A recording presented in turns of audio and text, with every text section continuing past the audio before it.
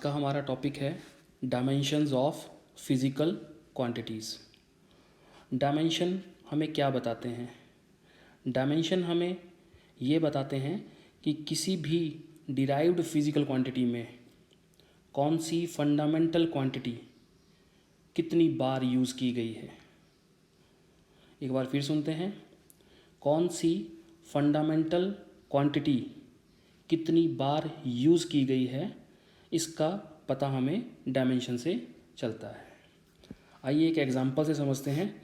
जैसे आप सब जानते हैं कि एरिया निकालने का फॉर्मूला होता है लेंथ मल्टीप्लाइड बाय ब्रेड्थ, और आप सभी को पता है लेंथ एक फंडामेंटल क्वांटिटी है जिसका सिंबल रहेगा कैपिटल एल। ब्रेड्थ जो कि खुद में एक डिस्टेंस ही रहता है, एक लेंथ ही रहती है, तो इसको भी हम रिप्रेजेंट करेंगे एल से। अगर इन दोनों को हम मल्टीप्लाई कर दें तो ये बन जाएगा एल रेज टू पावर 2। ठीक है, इससे हमें क्या पता चला? इससे हमें ये पता चला कि एरिया एक डिराइव्ड फिजिकल क्वांटिटी है और इसे कैलकुलेट करने के लिए हमें फंडामेंटल क्वांटिटी लेंथ को 2 बार यूज़ करना पड़ा। ठीक है, तो हम कह सकते हैं here area has 2 dimensions of length. ठीक है, तो डायमेंशन क्या चीज़ हुई? ये वाली पावर, इस पावर को कहते हैं आप डायमेंशन। और ये हमें क्या बता रही है कि डिराइव्ड फिजिकल क्वांटिटी एरिया में लेंथ कितनी बार यूज़ की गई है।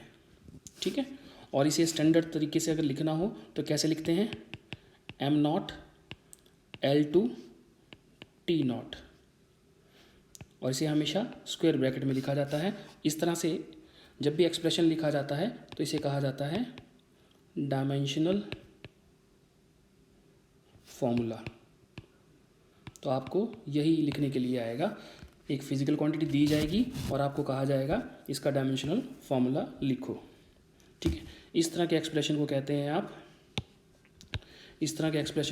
आप डायमेंशनल फॉर्मूला। अब बात करते हैं डायमेंशनल इक्वेशन।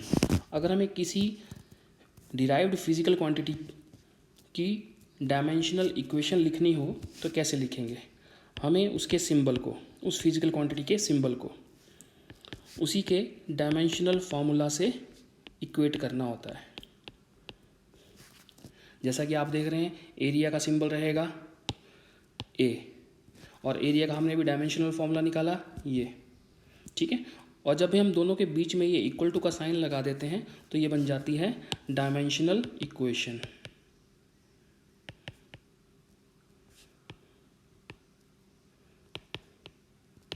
ठीक है, तो अभी तक हमने क्या क्या जाना? डायमेंशन क्या होता है? किसी भी डिराइव्ड फिजिकल क्वांटिटी में कौन सी फंडामेंटल क्वांटिटी कितनी बार यूज़ की गई है, वो हमें उसके डायमेंशन से पता चलेगा। ठीक है, अगर हम बात करें डायमेंशनल फार्मूला लिखने का एक स्टैंडर्ड होता है, जैसे मास, लेंथ और टाइम की टर्म में हम इसे लिखेंगे, हमेशा स्क्वायर ब्रैकेट में लिखेंगे। जैसा कि आप देख रहे हैं m0 का मतलब है कि मास को 0 बार यूज़ किया गया है, लेंथ को 2 बार यूज़ किया गया है और टाइम को 0 बार यूज़ किया गया है। ठीक है, अब बात करते हैं डायमेंशनल इक्वेशन की। डायमेंशनल इक्वेशन में आप देख रहे हैं कि सिंबल फिजिकल क्वांटिटी का, उसे हम कंपेयर करेंगे, इक्वेट करेंगे उसी के डायमेंशनल फार्मूला से। ठीक है, आइए आगे देखते हैं। अब हम करेंगे principle of homogeneity. Principle of homogeneity. Principle of homogeneity हमें क्या बताता है कि जब 2 डायमेंशनल फॉर्मूला इक्वल हो, जैसे मान लेते हैं किसी फिजिकल क्वांटिटी का डायमेंशनल फॉर्मूला है m raise to power a, l raise to power b, t raise to power c, और किसी दूसरी फिजिकल क्वांटिटी का डायमेंशनल फॉर्मूला है x raise to power m raise to power x, l raise to power y and t raise to power z। अगर कभी भी 2 dimensional फॉर्मूले equal आ जाएं तो इसका सिंपल सा मतलब होता है कि ए जो होगा वो एक्स के इक्वल होगा, बी जो होगा वो वाई के इक्वल होगा, और जो सी होगा वो जेड के इक्वल होगा। इसी को कहते हैं आप प्रिंसिपल ऑफ होमोजेनिटी। तो प्रिंसिपल ऑफ होमोजेनिटी हमें क्या बताता है, यदि दो डायमेंशनल फॉर्मूलाज इक्वल दे रखे हैं तो उनके जो डायमेंशंस होंगे वो भी रिस्पेक्टिवली इक्वल होंगे, कॉरस्पॉन्डिंगली या कॉरस्पॉन्डिंग डायमेंशंस जो रहेंगे वो इक्वल रहेंगे। ठीक है, तो आइए कुछ और एग्जांपल से समझते हैं। तो अभी एक हम और फिजिकल क्वांटिटी लेते हैं, वॉल्यूम। वॉल्यूम का जो फिजिकल फॉर्मूला रहता है वो length into breadth into height. तो आप जैसा कि देख रहे हैं, लेंथ एक फंडामेंटल क्वांटिटी है, ब्रेड्थ भी लेंथ ही होती है, हाइट भी लेंथ ही होती है। तो अगर इनको मल्टीप्लाई किया जाए तो बन जाएगा L⁻3। तो इसका डायमेंशनल फॉर्मूला क्या बन जाएगा, डायमेंशनल फॉर्मूला, मास को 0 बार यूज़ किया गया है, L को 3 बार यूज़ किया गया है और टाइम को 0 बार यूज़ किया गया है। तो ये बन जाएगा हमारे पास dimensional formula for volume, m0 L3 T0। अब इसमें एक बात हम और समझ सकते हैं, इसी डायमेंशनल फार्मूला का यूज़ करके हम इसका SI यूनिट भी बना सकते हैं। ठीक है, SI यूनिट बनाने के लिए जैसे आप यहाँ देखोगे, मास को 0 बार यूज़ किया गया है और मास का जो SI यूनिट होता है वो किलोग्राम होता है। यहाँ पर मास की पावर 0 है तो यहाँ पर किलोग्राम की पावर 0 होगी। लेंथ की पावर आप देख रहे हैं यहाँ पर 3 है, तो यहाँ पर लेंथ का यूनिट रहता है मीटर, तो मीटर की पावर आ जाएगी 3। टाइम का SI यूनिट आप पढ़ते हैं सेकंड, और सेकंड की जो पावर आएगी वो 0 आएगी, क्योंकि यहाँ पर भी 0 दे रखी है। अगर इसको हम सिंप्लीफाई करें तो ये बन जाएगा मीटर क्यूब। तो हम कह सकते हैं SI यूनिट जो वॉल्यूम का रहेगा वो मीटर क्यूब रहेगा। ठीक है, आइए एक फिजिकल क्वांटिटी और डिस्कस करते हैं। अभी हमें लेते हैं, जैसे आपने फिजिकल क्वांटिटी पढ़ रखी होगी, डेंसिटी। डेंसिटी निकालने का फॉर्मूला रहता है आपके पास मास अपॉन वॉल्यूम। ठीक है, मास खुद में एक फंडामेंटल फिजिकल क्वांटिटी है जिसको हम m से डिनोट करेंगे। वॉल्यूम हमने अभी पिछले फॉर्मूले में निकाला है L क्यूब, यानी कि length into breadth into height. अब ये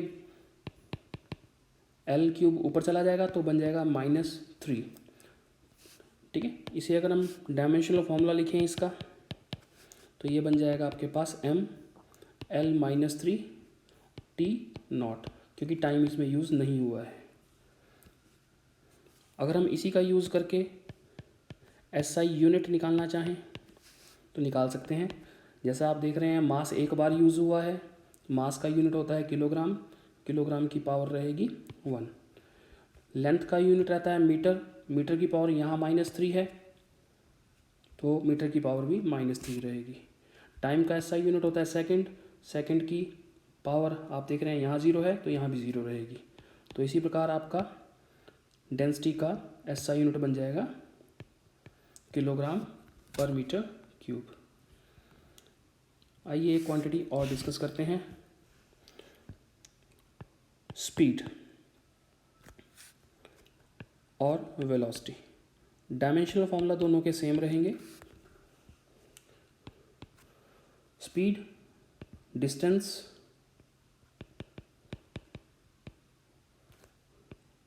upon time, velocity displacement upon time.